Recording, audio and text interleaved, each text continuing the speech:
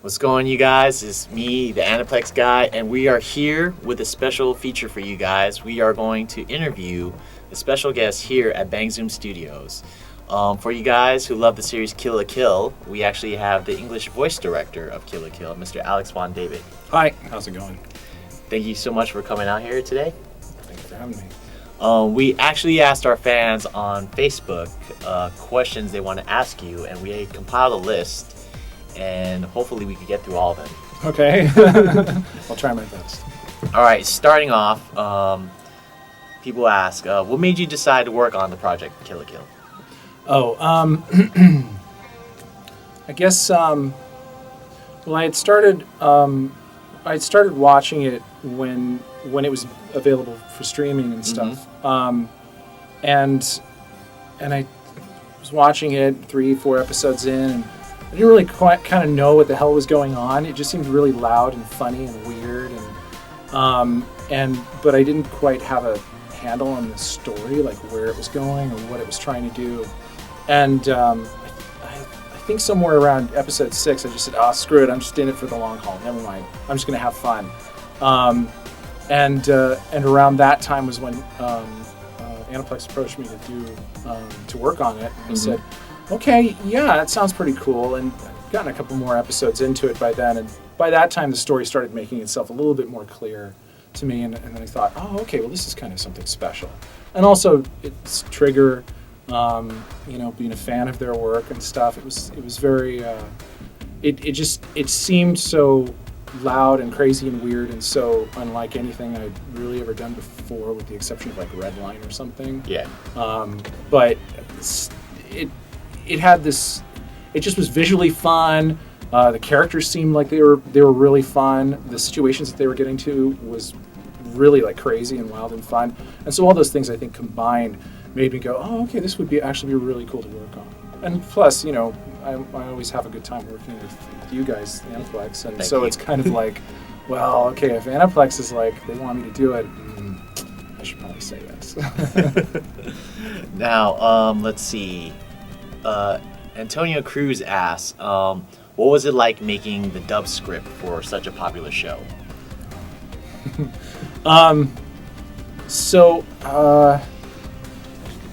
It was there was a lot of pressure to make it cool, but that's kind of a vague sort of pressure to have. So I just sort of just took my time on the scripts as much as I was allowed with the schedule, and tried to make sure that all the characters were straight in my head first. How they spoke, what kinds of words they would and would not use, how they would interact with other people, those kinds of things. And so, like the first couple of scripts, it was, adapting them. It was a little rough. I'd have to go back and change a few things and stuff every now and then, just because I wasn't happy with the way the flow of the conversations were going.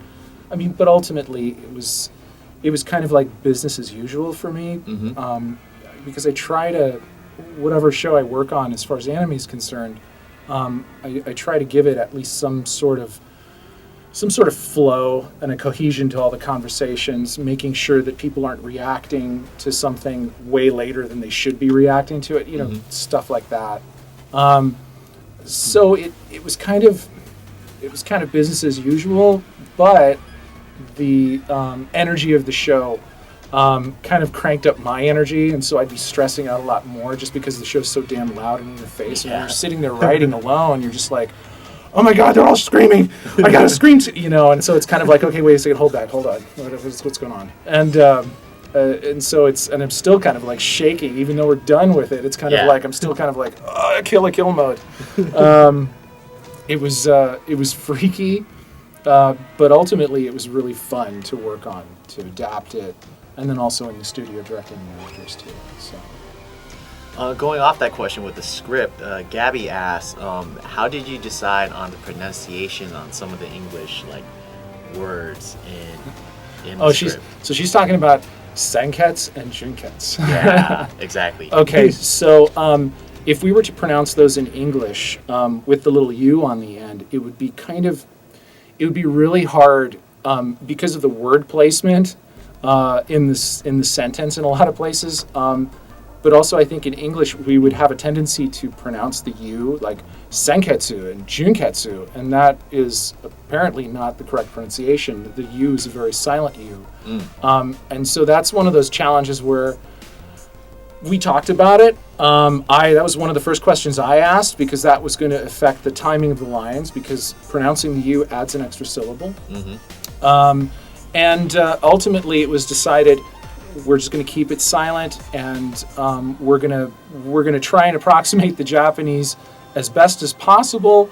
But as far as senketsu and junketsu goes, those were going to be pronounced without the hard U at the end, and with probably no soft U either.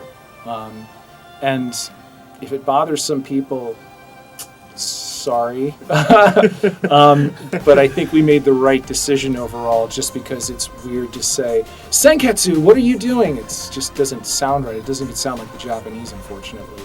And that's what the dub would end up sounding like when somebody was saying, Junketsu, Senketsu. It's we know Japan would not be happy with that. The creators of Kill la Kill would be like, you guys are mispronouncing this thing. And that would be a bad thing. So my apologies to the fans who are disappointed about the U's, but I hope you like the rest of the show.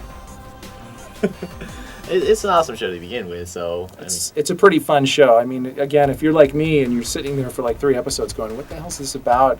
Give it time. Give it another episode or two, because I have a feeling if you just let yourself go and be consumed by the insanity, you'll find out that it's kind of a really cool little story with really cool little plot twists, and some amazing villains and characters, and Mako's in it, for Christ's sake. So I know, Mako's a great character. Speaking of characters, Jaleel H is asks, who's your favorite character? Oh, my favorite character? I know there's so many to choose from. Like there's Ryuko, Satsuki, there's the Elite Four. Yeah. You know, the 3-star generals. I know. By the way, that shirt is awesome. Yeah. I don't know if you've seen the last episode or the last few episodes, folks, but the shirt is very specific. Favorite character. You know, I don't know. In a show like this, I mean, I really liked Satsuki after the reveals happened. I liked her even more. Ryuko is kind of a given because she's so. I could understand where she was coming from, the whole vengeance thing and stuff. But as I was sitting there adapting the script and figuring out what she was really thinking about, and it's Ryuko too is a favorite. Well, you know what? It has to be Ryuko because that was the first Figma released of the show. So it's going to be Ryuko. Final answer. It's going to be Ryuko because I have a little figure of Ryuko now. So, but Satsuki's a close second, and as soon as that figure comes out, if it ever comes out, good smile, then Satsuki would be my favorite. For sure. Now, Grant M asks, how do you compare working on Kill la Kill to the other shows you directed on? You do a lot of work. Some projects you also directed Sword Art Online, as well as Madoka Magica. How does working on those shows compare to working on Kill la Kill? Okay, so Kill la Kill was again stressful because of the energy of the show, and it's a whole different vibe. It's a whole different show. Madoka being dark and moody, Sword Art being a little more.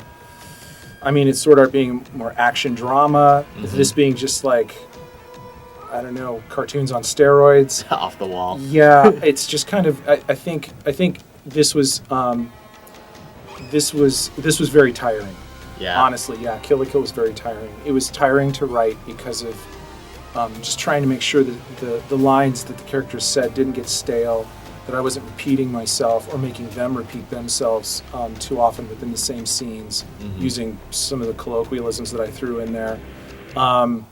In the sessions, the actors had to be energetic pretty much most of the time, and if not, their emotions had to be really intense.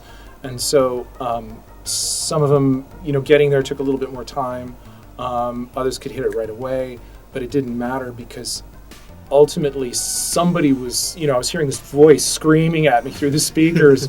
And I'm just like, okay, no, that was great. There was a little click though. No, we can get it out. Okay, no worry, we don't have to do that again.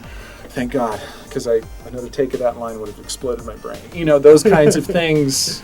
Those kinds of things we were going through. Ultimately, though, it was fun. I'm sad it's over, but it was an awesome experience. I'm glad I took the gig because I finally got to experience a show like this, which, I mean, God, how many times do you get a show this crazy and weird? So it's kind of like I feel really good about it, but I'm also glad I can sleep in for a little bit because it was pretty draining. Now, Duncan is asking, let's see, what is your most memorable moment from recording? When Christine had her heart attack. Christine had a... yeah, I'm sure you heard about that. Yeah, if you guys don't know, Christine Marie Cabanos plays the voice of Mako in Kill la Kill, the English voice of Mako in Kill la Kill. And she had a heart attack while recording? Well, it was weird. So we were there recording with her, and then all of a sudden she was like, oh, hold on, I gotta stop. Okay, and then she just disappeared. She dropped down. She didn't fall or anything, but she just squatted down in the booth, and I think she actually sat down on the floor, and I was like, are you okay? And she's like, yeah, just my heart is kind of racing right now. Did she grab her chest? Was she on the grabbing her chest like that? No, she wasn't like on the ground with a little ghost popping out or anything. No, it was she was just kind of okay. And I think she had heart palpitation or a heart murmur or something, and it just seized her up. So we were really scared. Obviously, we ended up canceling the session after that. I think we let her chill out for a little while and stuff. Come to think of it, I don't know if we canceled the session after all. I think I could tell that she was very amped up. Yeah, she was in the zone, very juiced. I don't know. I don't know because she told me at the time that she didn't know what happened either. And the scene, as I recall, was one of Mako's spazzy speeches. Her hallelujahs things. Yeah. But she wasn't attacking it that fast. So I'm not quite sure what happened. I don't think she knows what happened either, but I recommended that she go see a doctor to find out what's going on, because maybe there's something wrong with her heart or something. And if there is, she needs to find out about it so she can do something about it, or that somebody can maybe do something about it for her. But ultimately, that was early on in the recording. I don't remember if that was volume 1 or it might have been volume 2 actually. But yeah, I think that's the most memorable just because it scared the hell out of me. It scared the hell out of all of us. We just didn't know what was going on. We were really worried about Christine. Man, so recording can get really intense, huh? It depends on the actor. And it depends on the character, and also it depends on the show. It depends on a lot of factors. You can get the most... I've worked with the most intense people sometimes who are doing the most chill roles. They're intense in real life, but they come in and they do the most, relaxed, laid-back character you've ever heard. And then they go back to kind of being, okay, so in this next line, what is the subtext? That kind of stuff. So it's kind of like this back and forth. It's different. It's weird. Recording is as intense as the machine lets it be, if that makes any sense. Because we're kind of like a microcosm. We're like a little team. So there's the engineer. Sometimes with Aniplex, there's always the producer there, me, and then the actor in the booth. And so we're just like this little machine that goes along, and everything sort of is handled together as a group. And if one person is having kind of like an off day or a moody day or something like that, that affects the flow of the machine. And it's kind of like the director's supposed to be the one to be the sort of the speed bump that slows the negativity down and just gives back a little bit of just no, don't worry, we're doing great, don't worry about the time, bring the energy back up. Exactly. A lot of times actors are always worried, are they doing a good job, are they not doing a good job, and that puts extra stress on them too. And so as a director, you're just supposed to try and, let them relax enough so that they can bring out so that they can give you their best and give the show their best. And but in a show where everybody's screaming at each other, it was surprising how many times we were laughing. Yeah. But ultimately, when we're recording the line and stuff, it's just intense, bang, bang, bang, bang, bang. It's, it seemed like the show itself was making things tense. It wasn't anything we were doing. It was just the way the show was. Now, you just finished recording the English dub. We're actually here at the wrap party. And how does it feel finishing recording the series? Well, it's a little... Our very last session was actually Monday of this week. It's a Friday right now. And it was just one actor, 2 hours. It was Erica. And it was kind of weird because it was kind of a mixture of, at last, it's done. Thank God it's done. And I'm kind of sad that it's over. It was kind of a mix of all three of those. So I didn't really get to really have like one sort of special emotion to key into. I didn't go home and sort of collapse in a ball, of like, oh, I'm going to miss these actors, I'm going to miss these situations and stuff. It's kind of like, it's not that I don't miss it. It's just I'm glad that everybody had a good time and that it seemed like it works. So at least to us in our mixed sessions, every episode seems to do its job and work really well. So. That's good, man. Well, Volume 1 and Volume 2 of Kill la Kill is now available, with Volume 3 coming out on December 23rd. For the fans who are watching the English dub of Kill la Kill, do you have any special message for them or anything? Or like... Well, hope you like Takarada. That's the message. And I guess ultimately, thank you very much for supporting the show as much as you did. The actress and EJ too also tells me great stories at conventions about how you guys are responding to the work that we do and the show. And so that makes all of us feel really good. I know after we premiered the first episode at Anime Expo this year, the actors came in to record the next batch of episodes with a whole different attitude, because I think a lot of them saw just how positive the reaction was, and that made a difference. I think it made a huge difference. Yeah, if you guys haven't seen like Kill la Kill in like a live setting, like with a live audience, definitely check it out.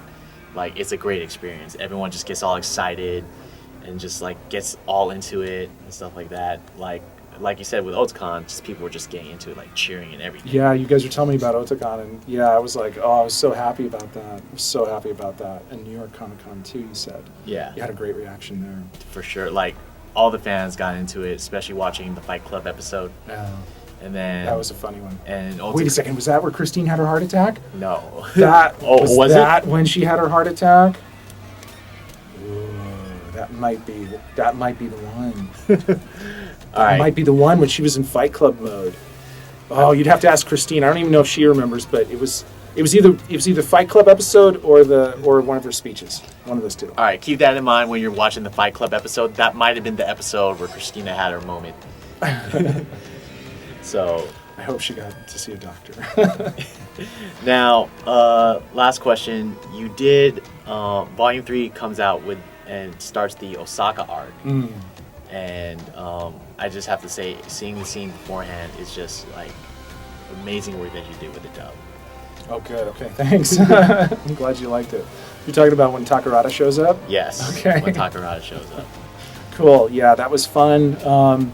Still haven't announced who's playing Takarada, so stay tuned for that. We'll announce that soon. Yeah.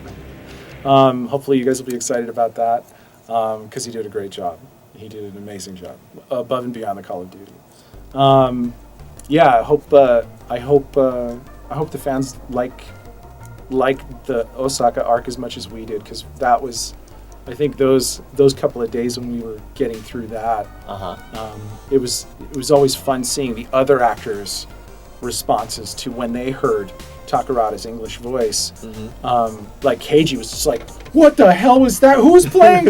And I'm like, "I'm not telling Keiji." And so Keiji's basically, he doesn't know. Yeah. He still doesn't know. Oh, it's still a mystery to him. It's still a mystery to him. I think he hasn't let slip that he does know. If he does know, then oh well. But still, it was like for a brief shining moment, we were keeping secrets from the cast themselves. So, but it's great when since the actors don't get to work together, whenever they come in and are playing off of another character whose lines we did record, it's always great to see those actors actually sort of get even more energized and put more into their performances, and to enjoy the dub just from that standpoint. I mean, how weird is that? I mean, their lines aren't spoken yet, and that here they are going, "Oh my God, I can't wait to hear this." That's kind of cool, for the actors to actually be that into it.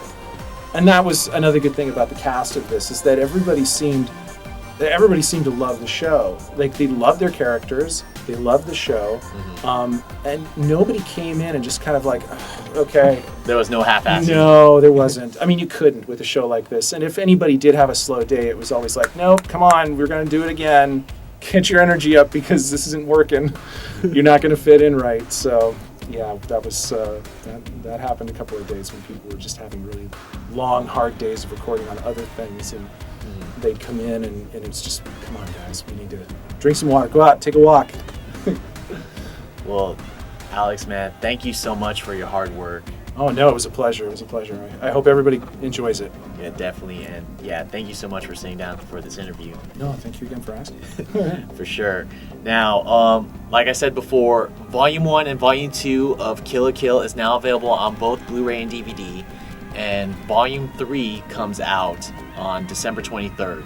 You can pre-order and order the other copies at killakill.com. Now, definitely check it out. Volume 3 includes the Osaka arc, from what we were talking about. It's definitely a great arc. And yeah. Hope you like it. And make sure you guys stay tuned. We'll have some more exclusive interviews for you guys and some special stuff for you. So make sure you guys check us out. Go to killakill.com. We'll see you guys next time.